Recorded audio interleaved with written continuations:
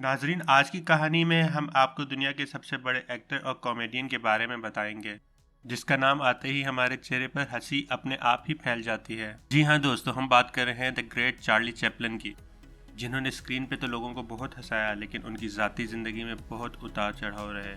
ज़िंदगी तो छोड़िए कि मौत और उसके बाद भी वो एक सनसनी बना रहा।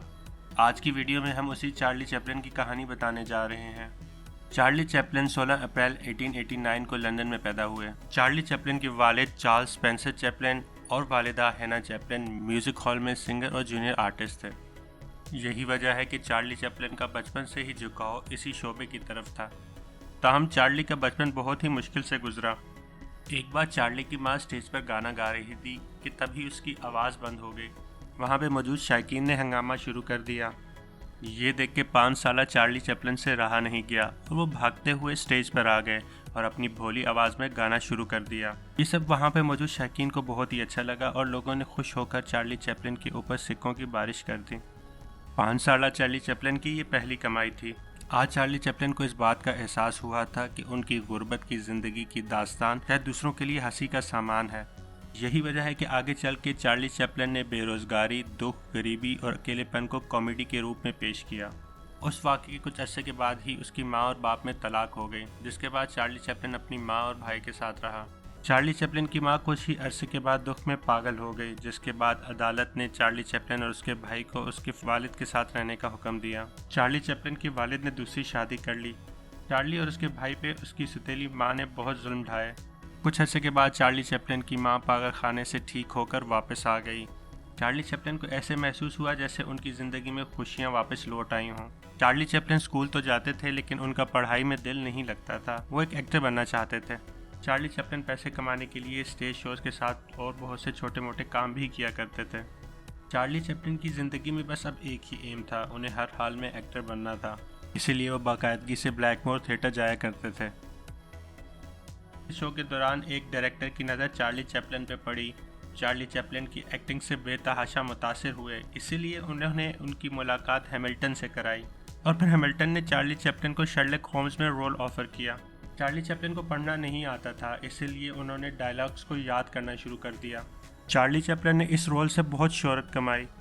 चार्ली चैपलिन अपनी एक्टिंग से लोगों को गुर्बत में भी खुश मिजाजी से ज़िंदगी गुजारने का सबक देते थे। उस ज़माने में दुनिया आलमी जंग से गुजर रही थी, लेकिन चार्ली चैपलिन को अपनी एक्टिंग के हुनर से लोगों का दिल बहलाना आता था। एक दौर में एक इंटरव्यू के बाद चार्ली चैपलिन पर रशिया का एजेंट होने का इल्ज़ाम भी लगा। 10 सालों तक मीडिया और अमेरिका की हुकूमत चार्ली के पीछे पड़ी रही, यहाँ तक कि 1952 में चार्ली चैपलिन की रिलीज़ फिल्म लाइमलाइट अमेरिका में बैन कर दी गई। चार्ली चैपलिन को अमेरिका से बहुत लगाव था, यहाँ तक कि उन्होंने अपनी पहली शादी यहीं ओना ओनील से की। उन्होंने अमेरिकी बेरुखी से तंग आकर अमेरिकी शहरियत वापस की और इंग्लैंड में आ बसे, लेकिन इंग्लैंड में सही घर ना मिलने के बाद वो स्विट्ज़रलैंड शिफ्ट हो गए। चार्ली चैपलिन को अपनी ज़बरदस्त एक्टिंग की वजह से बेतहाशा अवार्ड भी मिले। 1940 में रिलीज़ हुई फिल्म द डिक्टेटर के लिए उन्हें बेस्ट एक्टर अवार्ड मिला। 1952 में रिलीज़ हुई फिल्म लाइमलाइट को म्यूज़िक के लिए ऑस्कर अवार्ड मिला। चार्ली चैपलिन उस ज़माने से लेके आज तक लोगों के फेवरेट रहे हैं, यहाँ तक कि आज के एक्टर्स उनसे बहुत कुछ सीखते हैं। नाजरीन, ये बात जानकर आपको यकीनन हैरत होगी कि मशहूर साइंटिस्ट आइंस्टाइन भी चार्ली चैपलिन के फ़ैन थे। उन्होंने एक मौके पर यह कहा कि मुझे चार्ली चैपलिन की सबसे अच्छी बात ये लगती है कि वो कुछ भी नहीं कहते और दुनिया सब कुछ समझ जाती है। माइकल जैक्सन का ये मानना था कि चार्ली चैपलिन लोगों को दुख भरी ज़िंदगी में भी जीना सिखाते थे। चार्ली चैपलिन की ज़िंदगी तो चलती रही, लेकिन मौत के बाद उनके साथ बहुत बुरा हुआ। 25 दिसंबर 1977 को चार्ली चैपलिन की डेथ हुई। उन्हें स्विट्ज़रलैंड में दफना दिया गया, लेकिन असल तमाशा 3 महीने के बाद शुरू हुआ, जब चार्ली चैपलिन की कब्र खोद के उनकी लाश निकाल ली गई। चार्ली चैपलिन की लाश चुराने वाले दोनों लोगों का ताल्लुक बल्गारिया से था। ताहम 5 हफ्ते के बाद ही इन दोनों को गिरफ्तार कर लिया गया। चार्ली चैपलिन की लाश वापस करने के लिए वो भारी तावान मांग रहे थे।